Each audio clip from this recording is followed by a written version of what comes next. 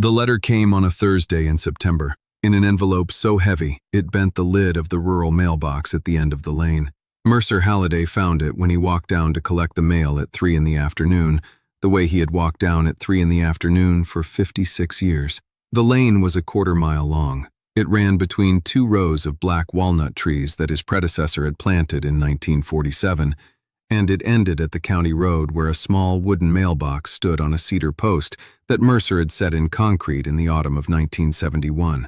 The post had been there longer than most marriages in the county. The mailbox itself had been replaced 4 times. He carried the envelope back to the house slowly. He was 78 years old, and his right knee had started to ache in the cool weather, and he had stopped hurrying for anything a long time ago.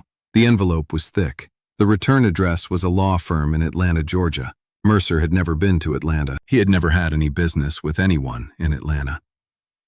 He did not open the envelope at the mailbox. He did not open it on the walk back up the lane. He carried it into the house, and he laid it on the kitchen table, and he made himself a cup of coffee first, the way his late wife had taught him to do with anything that looked important. You sit down with it, Mercer. You don't read it standing up. Whatever it says, it'll still say it after you've had a cup of coffee. He sat down. He cut the envelope open with a paring knife. Inside were 11 pages on heavy cream paper with a watermark of scales of justice. The cover letter was signed by a man named Devereaux Plenge, identified as managing partner of Plenge Whitaker, LLC, representing a client called Coastal Trust Holdings, which the letter described as the successor in interest to a company called Coastal Pulpwood and Timber, which had ceased operations in 1973. The letter informed Mercer Halliday that Coastal Trust Holdings had recently acquired, as part of a portfolio purchase from a regional asset recovery firm, a 1969 land sale contract pertaining to 120 acres in rural Crawford County, Georgia. The letter stated that the original transfer of those acres to Mr. Halliday had been executed under a contract that contained an unfulfilled timber rights reservation. The letter stated that the timber rights, which the original seller had retained for a period of 50 years, had been improperly exercised by Mr. Halliday over the intervening 5.5 decades. The letter claimed damages of $1,260,000, calculated from estimated standing timber values across the property's history. The letter offered, in lieu of litigation, a full settlement. The transfer of the entire 120 acres to Coastal Trust Holdings within 60 days, in exchange for a release of all monetary claims. The property was, according to a recent county tax assessment that the letter helpfully cited, valued at $2,400,000. Mercer read the letter 3 times. He drank his coffee. He folded the pages back along their creases and put them on top of the envelope. He went outside to the porch and he sat in the rocking chair his wife had bought at a county fair in 1986, and he watched the light change across the back pasture for a long time before he did anything else. He had bought the land in the spring of 1969 for $3. The seller had been a man named Ennis Latham.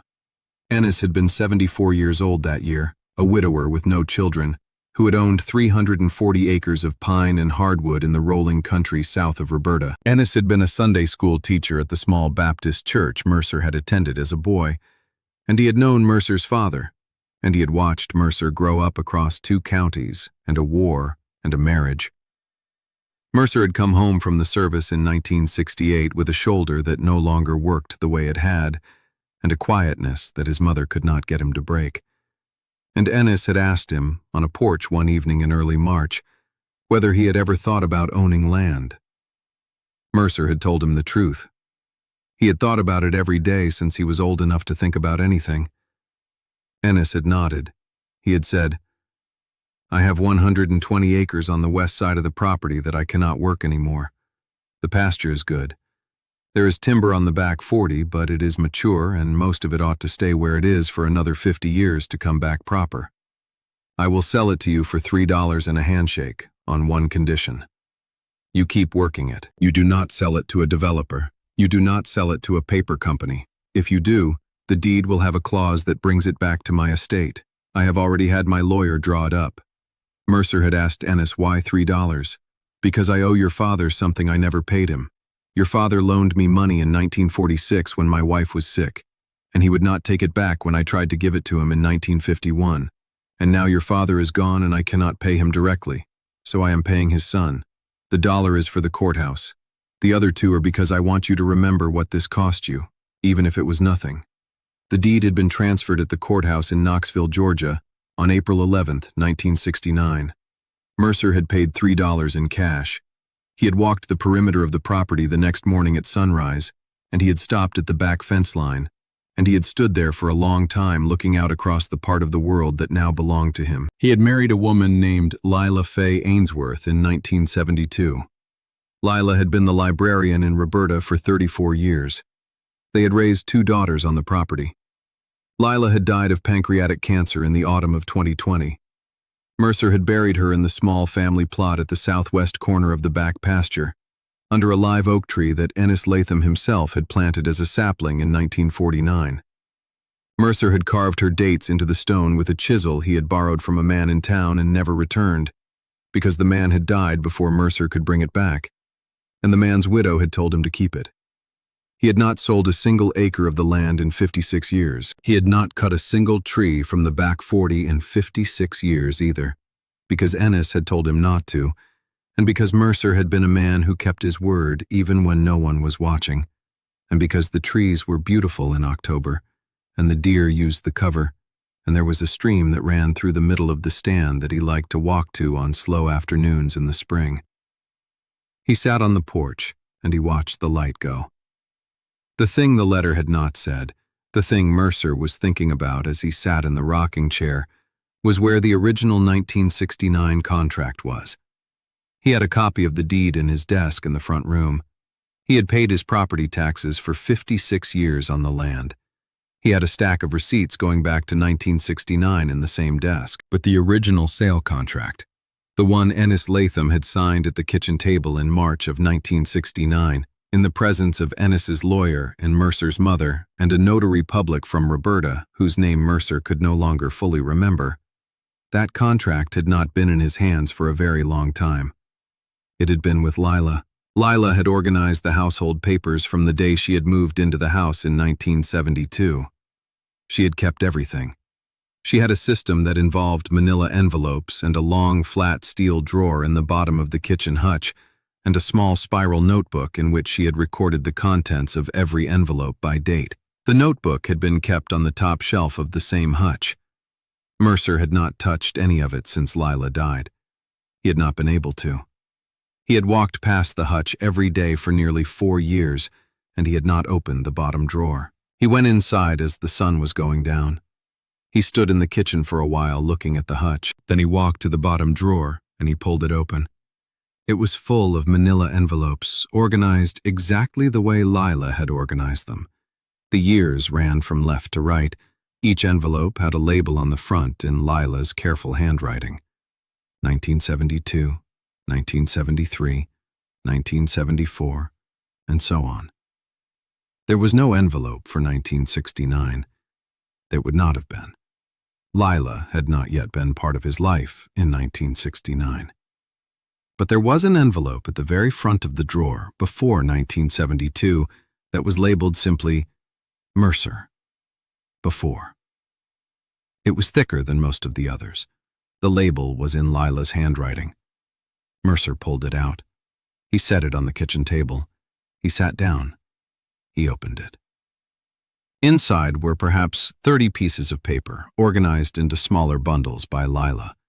There was a discharge document from the service. There were 2 photographs of his mother.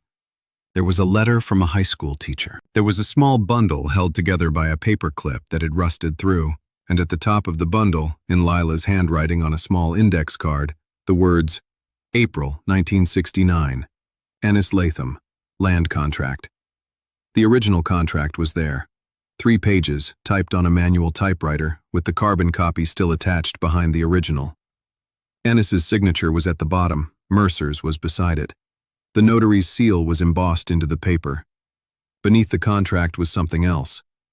It was a single page on the letterhead of a surveyor named L.P. Boatwright. It was dated July 9, 1969, 3 months after the deed transfer. It was a hand-drawn survey map of the 120 acres. The lines were precise and deliberate. The numbers along each boundary were written in a careful draftsman's hand. There was a notation at the bottom that read, "Per request of E. Latham, prior to dissolution of timber rights reservation. Reservation void as of 6/15/1969 by signed amendment attached." Behind the survey was the amendment. It was a single page. It was dated June 15, 1969. It was on Ennis Latham's personal stationery. It stated, in Ennis's own typed words, that the timber rights reservation contained in the original sale contract of April 11, 1969, was thereby revoked in its entirety, with full intent, and that the property at issue was thereafter conveyed to Mercer Halliday in fee simple absolute, with no encumbrance and no reservation of any rights whatsoever, including but not limited to timber, mineral, water, or access rights. The amendment was signed by Ennis Latham. It was witnessed by his lawyer, a man named Wilkes Carmody, whose stamp and seal were embossed into the paper. It had been recorded at the Crawford County Courthouse on June 18, 1969. The amendment had been signed 9 days before Ennis Latham's 75th birthday. It had been signed because Ennis, on further reflection, had decided that he did not want his gift to Mercer to be encumbered by anything at all. He had wanted the land to be Mercer's, fully and entirely, with no conditions other than the one he had asked for at the kitchen table in March. That Mercer keep working it, and not sell it to a paper company, and not sell it to a developer. The reverter clause for that condition was still in the amendment. The timber reservation was not. Coastal Trust Holdings was claiming damages under a timber rights reservation that had been formally revoked 55 years and 3 months before they sent their letter. Mercer drove into Roberta the next morning. He went to the office of a lawyer named Tessa Brock, who had handled Lila's estate. He showed her the amendment. He showed her the survey. He showed her the original contract. She read all 3 documents twice. Then she made 2 phone calls. The first phone call was to the Crawford County Recorder's Office, which confirmed within 20 minutes that the amendment had been recorded in 1969 and had been on file ever since. The second phone call was to Devereaux Plenge in Atlanta. Tessa told Mr. Plenge that she would be filing, by close of business that Friday, a motion in the Federal District Court for the Middle District of Georgia, requesting an injunction against any further communication from his firm to her client, sanctions for fraudulent misrepresentation, and damages for elder financial abuse under Georgia statute. She told him that the timber rights reservation his firm had cited in their demand letter had been revoked in writing in June of 1969, recorded at the courthouse in 1969, and visible to anyone who had bothered to do a proper title search before drafting a $1 million demand. She told him that her client was prepared to litigate the matter publicly and that she would be requesting a jury trial. Mr. Plenge asked for 48 hours. Within 36 hours, Coastal Trust Holdings had filed a written withdrawal of all claims. The withdrawal was hand-delivered to Tessa Brock's office by a courier from Macon. It included a 1-paragraph statement of regret signed by Mr. Plenge himself. Tessa was not satisfied with the statement of regret. She told Mr. Plenge so. Mr. Plenge offered, in lieu of further proceedings, a settlement payment of $240,000, which represented the firm's standard fee for the kind of file his firm should not have opened in the first place. Tessa countered with $400,000. The figure was accepted. The state of Georgia opened a review of Plenge Whitaker LLC the following month, and of Coastal Trust Holdings the month after that. And over the course of the next year, 53 other rural landowners across 4 counties in Middle Georgia received written withdrawals of similar claims that had been built on similarly defective title research. Devereaux Plenge surrendered his bar license rather than face disciplinary proceedings. Coastal Trust Holdings was dissolved by court order. Mercer drove home from Tessa Brock's office on the day the settlement was signed. He did not stop in town. He turned up the lane between the rows of black walnut trees, and he parked the truck beside the kitchen door, and he went inside. He set the new envelope on the kitchen table beside the older one. He did not open the new one. He took the original 1969 contract and the survey and the amendment, all 3 of them, and he refolded them along the same creases Lila had folded them into. He placed them back in the Mercer before envelope. He returned the envelope to its position at the front of the bottom drawer of the hutch. He closed the drawer. He went outside as the sun was going down. He walked across the yard and through the gate at the back of the garden and across the back pasture and up the slow rise to the southwest corner where the live oak Ennis Latham had planted in 1949 stood over the small family plot. The grass was high around the stones. He had not been up here in nearly 2 months. He stood for a long time without saying anything. The wind moved through the live oak. The light was going gold across the pasture below him. After a while, he reached down and brushed some of the leaves from the top of Lila's stone with the back of his hand. He stood up. He looked at the stone for a moment longer. "You kept it," he said. "All that time, you kept it." He turned and he walked back down the rise and across the back pasture in the long shadows. The cattle had come up to the fence line. He stopped at the gate and he put his hand on the top rail for a moment. Then he opened the gate and he came back through and he closed it behind him and he walked the rest of the way to the house in the last of the light.